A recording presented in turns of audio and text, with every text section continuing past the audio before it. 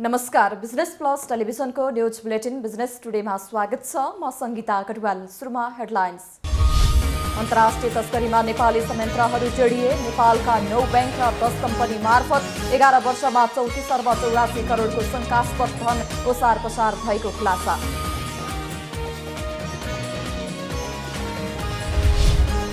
सामाजिक सुरक्षा कोषका योगदानकर्ताले 7.5% प्रतिफल पाउने। बिहीबारसम्म कोषमा 3 अर्ब 11 करोड 78 लाख योगदान रकम सङ्कलन।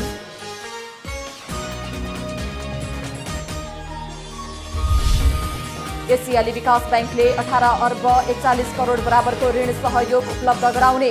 सहयोग नेपालको विद्युत वितरण प्रणालीको सुधार तथा स्तरोन्नतिमा खर्चिने।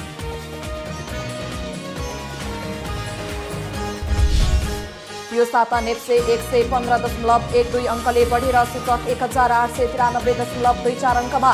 साताभरमा 29 अर्ब 85 करोड बढीको कारोबार। कुल बजार पूँजीकरण 25 अर्ब 37 अर्ब 44 करोड कायम। र यो साता नेपाली बजारमा सुनको भाउ ओह्रालो। सुनको भाउ सातामा 3000 रुपैयाँले घटेर 91,300 रुपैयाँ। सातामा चाँदीको मूल्य तोलामा 45 रुपैयाँ गिरावट।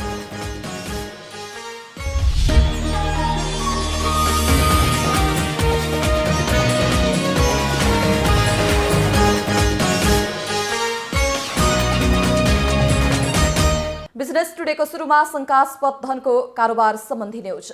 नेपालका विभिन्न 9वटा बैंक र 10 कम्पनी मार्फत बितेका 11 वर्षमा 34 अर्ब 84 करोड शंकास्पद धनको ओसार पसार भएको खुलासा भएको छ। फिनसेन फाइनान्स सन् 1979 देखि 2017 सम्मको अवधिमा भएका कारोबारको खुलासा भएको हो। अमेरिकाको वित्तीय कारोबार प्रणालीको निगरानी गर्दै आएको त्यहाँको सरकारी निकाय फाइनेन्सियल क्राइम्स इन्फोर्समेन्ट नेटवर्कले तयार पारेको गोप्य दस्तावेजका आधारमा खोज पत्रकारहरूको अन्तर्राष्ट्रिय सञ्जाल इन्टरनेसनल कन्सोर्टियम अफ इन्भेस्टिगेटिभ जर्नालिस्टले गैरकानूनी रूपमा आर्जन गरेको शंकास्पद धन ओसार पसारमा नेपालका केही बैंक र कम्पनीहरू संलग्न रहेको खुलासा गरेको छ। फिनसेन फाइल्स सन् 1979 देखि 2017 सम्मको अवधिमा भएका कारोबारको खुलासा हो। यो अवधिमा बैंकहरूले आफ्ना ग्राहकहरूको शंकास्पद आर्थिक गतिविधिबारे निगरानी गरी फिनसेनलाई जानकारी दिएका थिए। ती जानकारीहरू प्राप्त गरी बर्डफिज न्यूज र आइसिआइजेले विश्वभरिका आफ्नो नेटवर्कमा रहेका पत्रकारहरूसँगको सहकार्यमा गरेको खोजलाई फिनसेन फाइल्स नाम दिएको हो। आइसिआइजेसँग सहकार्य गर्दै आएको नेपाली खोज पत्रकारहरूको संस्था खोज पत्रकारिता केन्द्रले हालै सार्वजनिक गरेको प्रतिवेदनका अनुसार फिनसेन फाइल्सले सन् 2006 को डिसेम्बरदेखि 2017 को मार्च महिनासम्म 11 वर्षभित्र नेपालका 9वटा बैंक, 10वटा कम्पनी र विभिन्न व्यक्तिहरूले सीमापार व्यापारका नाममा शंकास्पद धनको कारोबार र ओसार पसार गरेको खुलासा गरेको छ। जसअनुसार सुन, अलकत्रा, पुरातात्विक सामग्री, दूरसञ्चार उपकरण सामग्रीको अन्तर्राष्ट्रिय तस्करीमा नेपाली संयन्त्रहरू जोडिएको पाइएको छ। शंकास्पद धनको कारोबार र ओसार पसार गरेको भन्ने फिनसेन फाइल्सको सूचीमा standard charter, prime commercial bank, bank of Kathmandu, Nepal investment bank, Everest bank, mega bank, Himalayan bank, कास्कीको एपेक्स डेभलपमेन्ट बैंक र नेपाल बङ्गलादेश बैंकको नाम उल्लेख रहेको छ। यसैगरी फिनसेन फाइल्स अनुसार यस्तो कारोबार र ओसार पसारमा प्रत्यक्ष संलग्न 10 कम्पनीहरूमा Rauniyar brothers and company, Shubh Samriddhi traders private limited, Shasta trading company, Sitadevi export import प्राली, एलडी इन्टरनेसनल प्राली, फेल्ट एन्ड एयान प्राली, women's paper craft company, Nepal investment, Acme money transfer company र सन्नी इन्टरप्राइजेस रहेका छन्। यसमध्ये केही कम्पनीहरूले कम्पनी रजिस्ट्रारको कार्यालयमा दर्ता नै नगरी रकम ल्याउने र लैजाने काम गरेको समेत देखिन्छ। यसबाहेक पनि झण्डै 1 दर्जन जति नेपाली कम्पनीहरू अप्रत्यक्ष रूपमा संलग्न छन्। तर उनीहरूको संलग्नताबारे सोधिएको प्रश्नमा नेपालका बैंक तथा कम्पनीहरूले उल्लेखित काममा आफूहरूको कुनै संलग्नता नरहेको बताएका छन्। तर फिनसेनको खुलासा अनुसार 11 वर्षको अवधिमा यी बैंक र कम्पनीहरूबाट कुल 29 करोड 27 लाख 96 हजार 387 अमेरिकी डलर अर्थात् 34 अर्ब 84 करोड 27 लाख 70 हजार 102 रुपैयाँ शंकास्पद धन कारोबार र ओसार पसार भएको छ।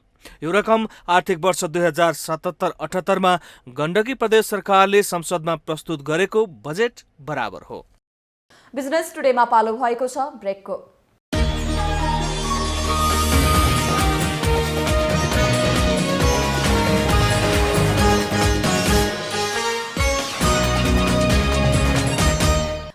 टुडेमा पुनः स्वागत छ। अब बाँकी समाचार। सामाजिक सुरक्षा कोषमा योगदान गरेका योगदानकर्ताले 7.5% प्रतिफल पाउने भएका छन्। योगदानकर्ताको वृद्धावस्था सुरक्षा योजनामा जम्मा भएको रकम मध्येबाट गत वर्ष उक्त प्रतिफल दिन सकिने प्रारम्भिक प्रतिवेदनले देखाएको कोषले बताएको छ। गत आर्थिक वर्षको अन्तिम लेखा परीक्षण गर्न बाँकी रहेको भए पनि प्रारम्भिक प्रतिवेदनले योगदानकर्तालाई प्रतिफल दिन सकिने देखिएको सामाजिक सुरक्षा कोषले जनाएको छ। योगदानकर्ताले कुल योगदान रकम मध्ये वृद्धावस्था सुरक्षा योजनामा जम्मा भएको रकमबाट प्रतिफल पाउनेछन्। वृद्धावस्था सुरक्षा योजनाको लागि छुट्याइएको 28.33% रकममा योगदानकर्तालाई प्रतिफल दिने कोषले तयारी गरेको छ। कोषमा नियमित योगदान गरिरहेका वा योगदान गरेका योगदानकर्ताले प्रतिफल पाउने कोषमा सूचीकृत भएका रोजगारदाताले 20 र श्रमिकका तर्फबाट 11 गरी 31% मासिक रूपमा जम्मा गर्नुपर्छ। 31% मध्येबाट 28.33% रकम वृद्धावस्था सुरक्षा योजना सञ्चालन गर्न छुट्याइएको हुन्छ। 1% औषधि उपचार स्वास्थ्य तथा मातृत्व सुरक्षा योजना, 1.4% दुर्घटना तथा अशक्तता सुरक्षा योजना र 0.27% रकम आश्रित परिवार सुरक्षा योजनाको लागि छुट्याइँदै आएको छ। सुरक्षित लगानी मार्फत दिगो प्रतिफल दिने नीति अनुसार रहेर निर्माण गरेको लगानी कार्यविधि गत बुधबारको मन्त्री परिषदबाट स्वीकृत भएको कोषले बताएको छ। कार्यविधि अनुसार तोकेका क्षेत्रमा सीमाभित्र रहेर लगानी गर्दा कोषले दायित्व वहन गर्न आर्जन गर्नुपर्ने न्यूनतम प्रतिफल प्राप्त हुने तथा योगदानकर्ताहरूलाई समेत आकर्षक प्रतिफल दिन सकिनेछ। रोजगारदाताले योगदान रकम जम्मा गरेको विवरण स्वचालित प्रणाली मार्फत सम्बन्धित रोजगारदाता र कोषलाई जानकारी प्रवाह हुने प्रणाली कार्यान्वयनमा आइसकेको छ। बिहिबारसम्म कोषमा 12,981 रोजगारदाता र 1,79,910 योगदानकर्ता सूचीकृत भएका छन्। सबैभन्दा बढी बागमती प्रदेशबाट 1,34,712, प्रदेश 1बाट 18,129, प्रदेश 2बाट 13,325, गण्डकीबाट 6,896, लुम्बिनीबाट 5,743, सुदूरपश्चिमबाट 658 र कर्णाली प्रदेशबाट 447 जना श्रमिक कोषमा सूचीकृत भएका छन्। सूचीकृत मध्ये आधाभन्दा कमले मात्र कोषमा नियमित योगदान जम्मा गर्दै आएका छन्। कोषमा 72,000ले मात्र नियमित योगदान दाखिला गराउँदै आएको कोषले बताएको छ। श्रमिकलाई सामाजिक सुरक्षाको दायरामा ल्याउने गरी सरकारले विक्रम सम्वत 2075 मङ्सिर 11 गते सामाजिक सुरक्षा योजनाको शुभारम्भ गरेको थियो। कोषले विक्रम सम्वत 2076 साउनदेखि योगदान संकलन गर्न थालेको हो। बिहिबारसम्म कोषमा 3,11,78,00,000 योगदान रकम संकलन भएको छ। यस अवधिमा कोषले 1,73,00,000 भन्दा बढी दाबी भुक्तानी गरेको छ। कोषले 4 प्रकारका सुरक्षा योजना कार्यान्वयनमा ल्याएको छ। औषधि उपचार स्वास्थ्य तथा मातृत्व सुरक्षा योजनामा 652 वटा दाबी बापत 1,13,00,000, दुर्घटना तथा अशक्तता सुरक्षा योजनामा 47 वटा दाबी बापत 10,58,000, आश्रित परिवार सुरक्षा योजना अन्तर्गत 28 वटा दाबी अन्तर्गत 13,79,000 र वृद्धावस्था सुरक्षा योजना अन्तर्गत 38 वटा दाबी बापत 35,62,000 दाबी भुक्तानी गरेको कोषले जनाएको छ। स्वास्थ्य उपचार तथा मातृत्व योजना र दुर्घटना योजनालाई स्वास्थ्य संस्था मार्फत सोझै सञ्चालन गर्ने प्रयोजनार्थ कोषले देशभरिका 65 वटा भन्दा बढी स्वास्थ्य संस्थासँग सेवा प्रवाह सम्झौता गरेको छ। योगदानकर्तालाई पाइक पर्ने अस्पतालसँग थप सम्झौता गर्दै यो आर्थिक वर्षको अन्त्यसम्ममा 150 वटा स्वास्थ्य संस्थाहरूसँग सम्झौता गरिने कोषले बताएको छ। नेपालको विद्युत वितरण प्रणालीको सुधार तथा स्तरोन्नतिका लागि एसियाली विकास बैंकले करिब 18 अर्ब 41 करोड बराबरको ऋण सहयोग उपलब्ध गराउने भएको छ। बैंकले शुक्रबार जारी गरेको विज्ञप्ति अनुसार विद्युत प्रसारण र वितरण प्रणालीलाई आधुनिकीकरण गर्दै भरपर्दो एवं विश्वसनीय बनाउन उक्त ऋण सहयोग उपलब्ध गराउन लागेको हो। नेपालमा विद्युतको पहुँच अधिक जनसङ्ख्यामा पुग्दै गएको उल्लेख गर्दै बैंकले वर्तमान र भविष्यका मागहरू पूरा गर्दै विश्वसनीय रूपमा आपूर्तिको गुणस्तर सुधार गर्न तथा वितरण प्रणालीको पहुँच बढाउन उक्त ऋण सहयोग प्रभावकारी हुने विश्वास लिएको छ। यस्तै प्राधिकरणको संस्थागत सुदृढीकरण एवं आधुनिकीकरण गर्दै काठमाडौँ उपत्यकामा स्मार्ट मिटरको जडान कार्यलाई तीव्र रूपमा अगाडि बढाइनेछ। देशभरका ग्रिड सब स्टेशनको स्वसञ्चालन एवं विभिन्न क्षेत्रमा वितरण र प्रसारण प्रणालीलाई आधुनिकीकरण गरिनेछ। गाउँघरमा कृषि कर्ममा लाग्ने किसानले घर घरमा भैँसी पाल्ने चलन कायमै रहे पनि भैँसीका पाडापाडी पाल्ने चलन हराउँदै गएको छ। तर बागलुङका युवा भने पाडापाडी संरक्षणमा लागेर समाजमा उदाहरणीय कामको सुरुवात गरेका छन्। एक रिपोर्ट। भैँसीले जन्माएका पाडापाडी पाल्दा नोक्सान हुने भन्दै प्राय ठाउँमा जन्मिएको केही दिनमा नै पाडापाडी काट्ने चलन छ। तर बागलुङ नगरपालिका 12 पैयुपाटाका युवाहरू भने भैँसीका पाडापाडी संरक्षणमा जुटेका छन्। कोरोना महामारीका कारण ठप्प भएका व्यवसायहरूको विकल्पमा 10 लाख रुपैयाँको लगानी गरेर पाडापाडी पाल्न सुरु गरेका हुन्। उहाँहरूको गोठमा अहिले 45 वटा पाडापाडी छन्। यसको व्यवस्थापन राम्रो भएपछि फेरि पाडापाडी थप गर्दै जाने युवाहरूको योजना छ। हामीले त अहिले उठाउन चाहिँ बलुवा भनेर भने पनि बलुवाको कम्प्लिट बलुवा चाहिँ उठाउन सकेका छैनौँ। नर्मल्ली होइन नगरपालिकाको 12, 13 र 14 चाहिँ हामीले चाहिँ कभर गरिरहेको छौँ नर्मल्ली। अब त्यो पनि पुरै भएको छैन त्यो कुराहरू। तपाईँको यत्रो बलुवा क्षेत्रमा जम्मा हाम्रो 45 वटा भनेको यो त 10% पनि होइन कि। अब योभन्दा चाहिँ अब हामीले चाहिँ सुरुवात गरिसकेपछि बरु घर घरमा चाहिँ अहिले चाहिँ के भने एउटा संरक्षण हुन थालिरहेको किन मान्छेले चाहिँ एकजना एउटा चाहिँ युवा केटाले चाहिँ 45 वटा पालेको छ भनिसकेपछि यो अनुसारले घरमा चाहिँ एउटा चाहिँ नर्मल पाल्न सकिन्छ। पाडापाडी हुर्कन एवं गुणस्तरीय भैँसी राँगा बन्न कम्तीमा 3 वर्ष लाग्छ। यसले गर्दा घाटा हुने भन्दै कृषकहरूले जन्मिएको केही दिनमा नै सस्तो मूल्यमा बिक्री गर्ने गरेका छन्। यसलाई संरक्षण गर्न त धेरै गाह्रो छ। कसरी भनेर भन्ने अवस्था पनि छैन। कसरी छैन भने दुध खुवाउनुपर्छ, घाँस काट्ने पनि समस्या नै छ। यिनलाई कसरी हुन्छ अब संरक्षण लागि परेर गर्नुपर्ने अवस्था छ। नेपालमा सबैभन्दा बढी भैँसी राँगाको मासु खपत हुने गरेको पशुविज्ञहरू बताउँछन्। दुधमा आत्मनिर्भर बन्न, दुध निर्यात गर्न एवं मासुका लागि पाडापाडी पालन गर्ने गरिएको छ। यसका लागि सरकारी स्तरबाट नै पाडापाडी संरक्षण अभियान थालिएको भेटनरी अस्पताल तथा पशु सेवा विज्ञ केन्द्र बागलुङले जनाएको छ। केन्द्रले गोठमा जन्मिएका पाडापाडी हुर्काए बापत 1 वर्षपछि 10,000 रुपैयाँ प्रोत्साहन रकम दिने एवं उन्नत नस्ल सुधारका लागि कृत्रिम गर्भाधान गराउने लगायतका काम गरिरहेको छ। गण्डकी प्रदेश सरकार भूमि व्यवस्था कृषि तथा सहकारी मन्त्रालयले केही कार्यक्रमहरू चाहिँ नि हामी कहाँ पठाएको छ र त्यो कार्यक्रमहरू हामीले सूचना निकालेर केही कार्यक्रमको हामीले सूचना निकालिसक्यौँ भने केही कार्यक्रमको चाहिँ नि हामी सूचना निकाल्दैछौँ र उहाँहरूले त्यस्तो किसिमको प्रस्तावनाहरू यहाँ पेश गर्नुभयो भने उहाँहरूको मूल्याङ्कनको आधारमा चाहिँ नि केही सपोर्ट गर्ने कार्यक्रम पनि यस कार्यको रहेको छ। कृषकहरूले पाडापाडी पाल्दा लागत मूल्य घटाउन विशेष गरी आहारामा नै ध्यान दिनुपर्ने विज्ञहरूको भनाइ छ। सुरुको महिनामा दुध खुवाइसकेपछि भटमास तथा दानाका कच्चा पदार्थलाई पोसिलो दाना बनाएर खुवाउने एवं नरम घाँस खान सिकाउँदै घाँसमा आधारित उत्पादनमा जोड दिन विज्ञले सुझाव दिएका छन्। बागलुङबाट सहकर्मी सुभाष आचार्यको सहयोगमा जिल्ला ब्युरोको रिपोर्ट। बिजनेस टुडेमा पालो भएको छ ब्रेकको।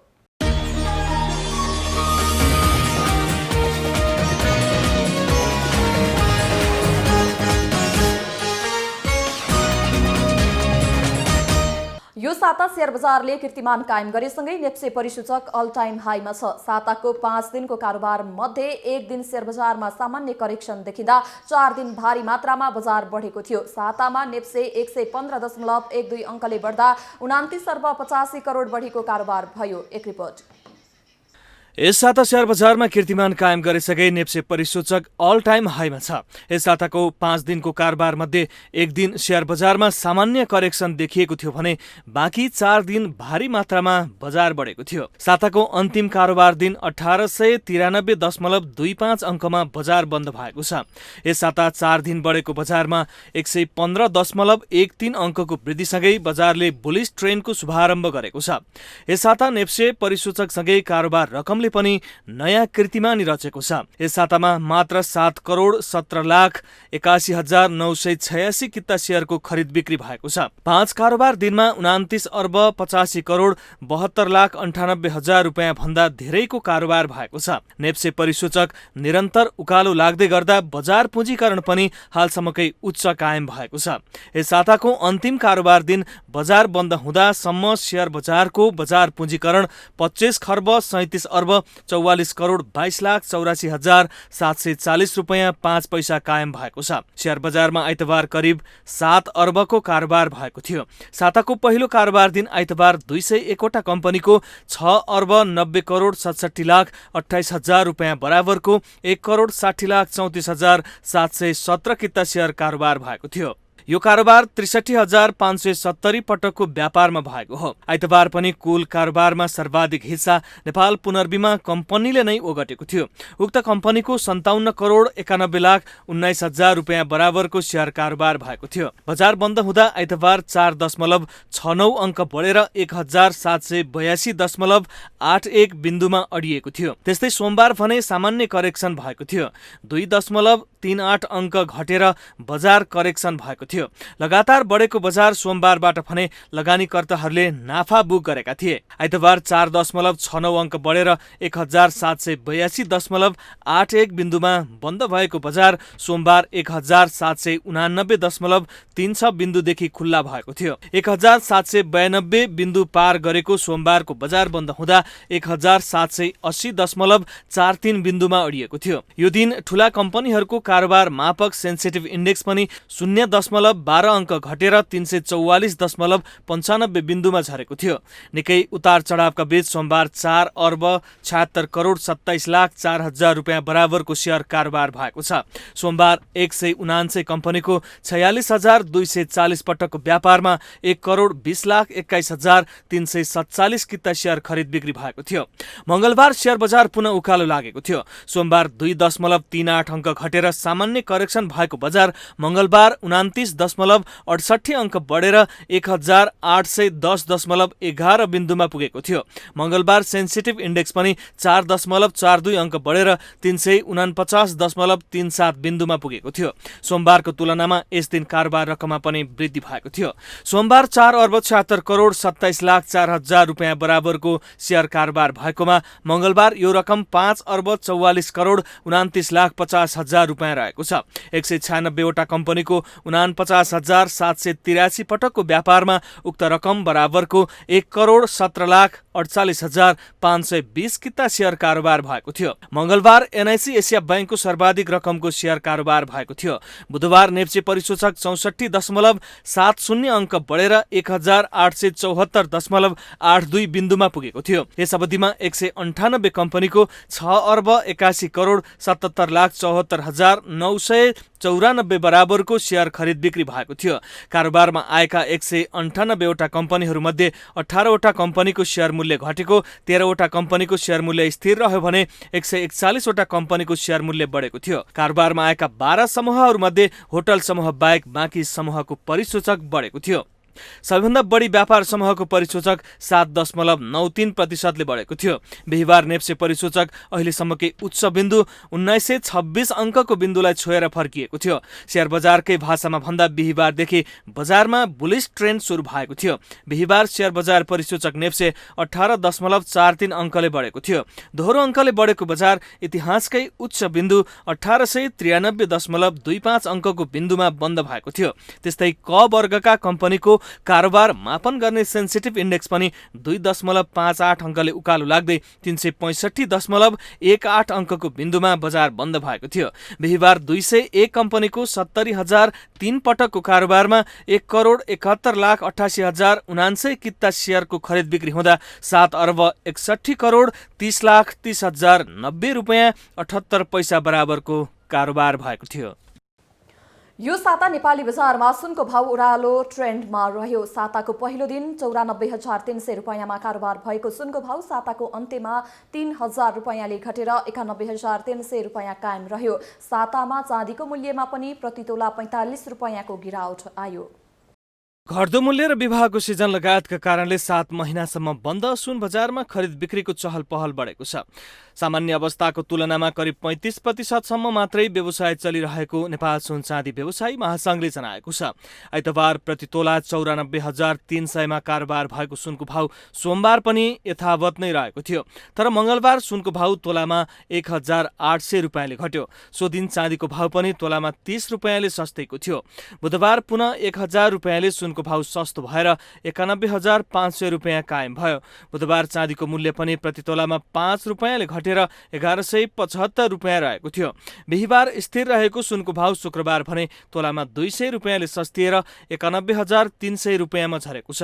सुनको मूल्य पछिल्लो 1 महिनादेखि नै ओह्रालो लाग्यो। यसो हुनुको प्रमुख कारण अमेरिकी राष्ट्रपति निर्वाचनको नयाँ नतिजा र कोभिड-19 भाइरसको खोपको प्रभावकारिताबारे आएका सुखद समाचारहरू भएको अन्तर्राष्ट्रिय सञ्चार माध्यमको विश्लेषण छ। सुनमा हुने लगानी आपूर्ति, माग र लगानीकर्ताको स्वभावमा निर्भर हुने गर्दछ। यसमध्ये कुनै एकमा आउने परिवर्तनले सुनको मूल्यमा प्रभाव पार्ने इन्भेस्टोपेडियाले उल्लेख गरेको छ। अमेरिकी राष्ट्रपतिमा जो बाइडेन निर्वाचित भएपछि अमेरिकी शेयर बजारमा नयाँ कीर्तिमान कायम भएको छ। यस्तै अन्तर्राष्ट्रिय शेयर बजार र कच्चा तेलमा गरिने लगानीबाट बाहिरिएका लगानीकर्ताहरू पुनः तेलमा आकर्षित हुँदा कच्चा तेलको मूल्य पनि बढ्न सुरु भएको छ। यी सूचकहरूको अर्थ हो लगानीकर्ताहरू नयाँ चुनावी नतिजापछि सुन छोडेर लगानीका अन्य क्षेत्रहरू जान उत्साहित छन्। अर्कोतर्फ कोभिडका कारण विश्व अर्थतन्त्रमा आउन सक्ने सङ्कुचनको डरले सुनमा लगानी गरेका लगानीकर्ताको स्वभाव कोरोना विरुद्धको खोपको विकसित रूपको नयाँ चर्चाले दङ्ग छ। नयाँ विकसित घटनाक्रमले सुनको माग, आपूर्ति र लगानीकर्ताको स्वभावको चेन प्रभावित भएको अन्तर्राष्ट्रिय सञ्चार माध्यमको विश्लेषण छ। सुनको अन्तर्राष्ट्रिय मूल्य सूचक जारी गर्ने goldprice.com का अनुसार पछिल्लो 1 महिनामा सुनको भाउ $56.90 ओह्रालो लागेको छ। सुनको भाउमा पछिल्लो समय साताको अवधिमा आएको गिरावटका कारण उपभोक्ताहरू अझै सुनको मूल्य ओह्रालो लाग्ने विश्लेषणमा रहेका छन्। बिहेका लागि सुन नभई नहुने भएकोले मानिसहरू पर्ख र हेरोको अवस्थामा रहेको नेपाल सुन चाँदी व्यवसायी महासङ्घले जनाएको छ। सुनको भाउ यस वर्ष कायम भएको हालसम्मकै उच्च मूल्य रेकर्ड लामो समय टिक्न नसकेका कारण मूल्यको उतार चढाव निरन्तर नै रहने महासङ्घले जनाएको छ। अन्तर्राष्ट्रिय बजारमा केही दिनदेखि 1,800 देखि 1,810 को बीचमा रहेको सुनको मूल्य केही समय स्थिर रहने आकलन गरिएको छ। सुनमा भएको लगानी उद्योग शेयर बजार जस्ता क्षेत्रमा जान थालेको भन्दै उनले अमेरिकी नयाँ बाइडेनको पदभार ग्रहणपछि सुनको मूल्यको बाटो तय हुने बताइएको छ। बुलेटिनको अन्त्यमा अहिलेसम्मका हेडलाइन्स। अन्तर्राष्ट्रिय तस्करीमा नेपाली संयन्त्रहरू जोडिए। नेपालका 9 बैंक र 10 कम्पनी मार्फत 11 वर्षमा 34,84 करोडको शङ्कास्पद धन ओसार पसार भएको खुलासा।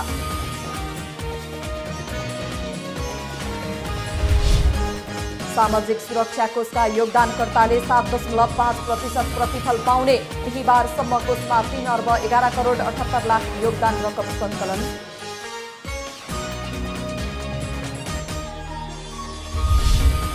एसियाली विकास ब्याङ्कले 18,41 करोड बराबरको ऋण सहयोग उपलब्ध गराउने। सहयोग नेपालको विद्युत वितरण प्रणालीको सुधार तथा स्तरोन्नतिमा खर्चिने।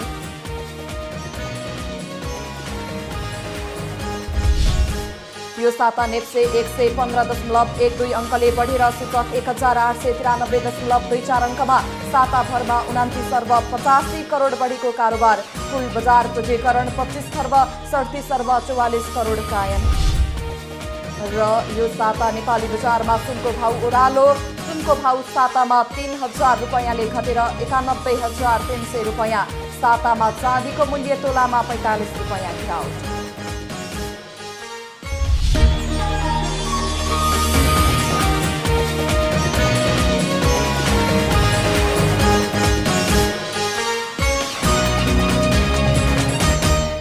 बिजनेस टुडे अहिलेलाई यति नै। हेर्दै रहनुहोला business plus television. Business plus, business first. नमस्ते।